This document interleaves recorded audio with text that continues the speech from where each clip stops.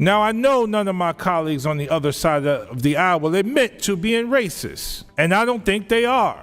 But when you look at the rhetoric and you hear the talking points and look at the legislation that's put forward, what are we to say? The gentleman will suspend. I want to remind the gentleman that you cannot engage in characterizing the other members' positions or calling their position, engaging in personality characterizations. North Carolina's MAGA monster, Virginia Foxx, can dish it out, but she sure can't take it. Madam Chair, there was an amendment, you probably recall this, about a month ago. I think it was a month ago. Time has flown by here the last couple of months. To abolish the Department of Education. I think it was to terminate the Department of Education. Did you vote for that amendment? I'm sorry, I don't remember that amendment.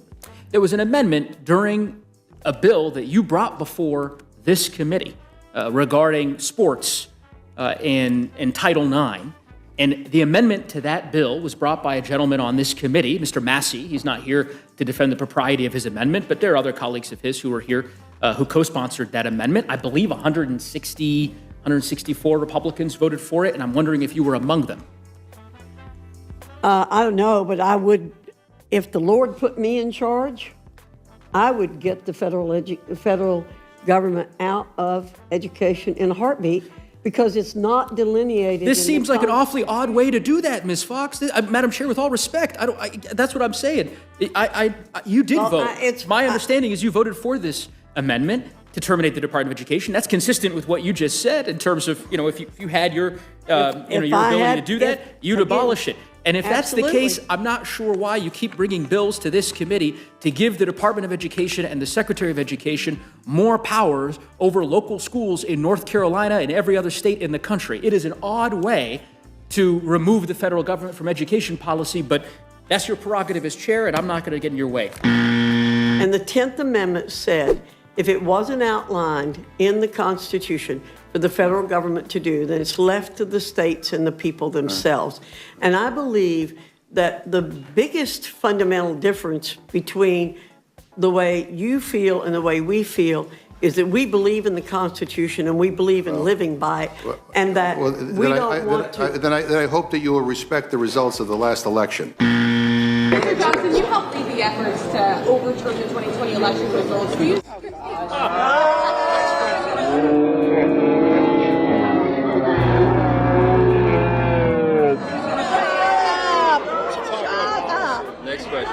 I see you booing, and I hear the shut up, but that's what you did, Virginia Foxx. Every one of those Republicans, including Mike Johnson and Lauren Boebert, tried to overturn the results of the election. And when she's not screaming about elections or migrants or banging her gavel, she's struggling to do even the most basic version of her job, which would be embarrassing enough if she didn't herself constantly accuse other people of being incompetent. The taxpayers, when you say the word federal money, you're talking about hardworking American taxpayers.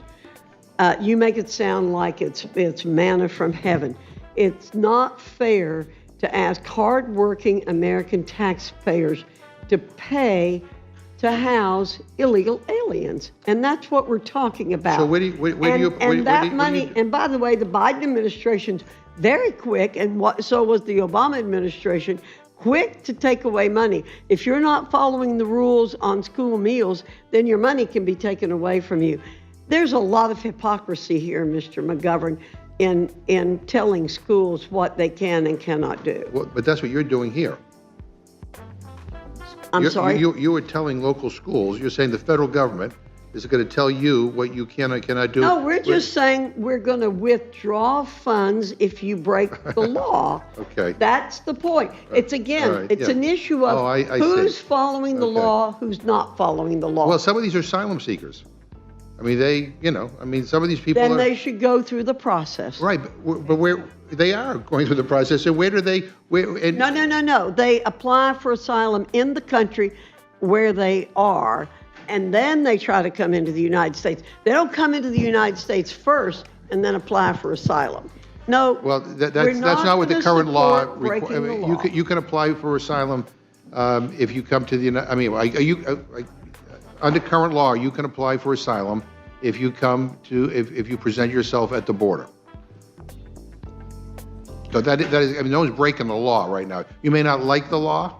You can change the law. I mean, you can build another, you can go ahead and finish the wall that you were supposed to build that never got built. It was going to cost $1 trillion, whatever. But the current law, these people are not breaking the current law. Yeah, that's embarrassing and kind of uncomfortable to watch, honestly. But the biggest issue with Virginia Foxx isn't that. It's where we started, that she wants to completely destroy the American education system. Which, look, that would be a problem for any representative. But Virginia Foxx is not just any representative. She's the chairwoman on the Committee of Education and the Workforce. And this is going to blow your mind. Did you know she receives a significant portion of her campaign finances from private education establishments and lobby groups that desperately want her to achieve her end goal of privatizing education? North Carolina seek recognition. Thank you, Mr. Speaker. Pursuant to House Resolution 906, I call up Bill H.R. 5. Lady will suspend. Does the gentlewoman have a general leave request? It's on page 2. Consent that all members may have 5.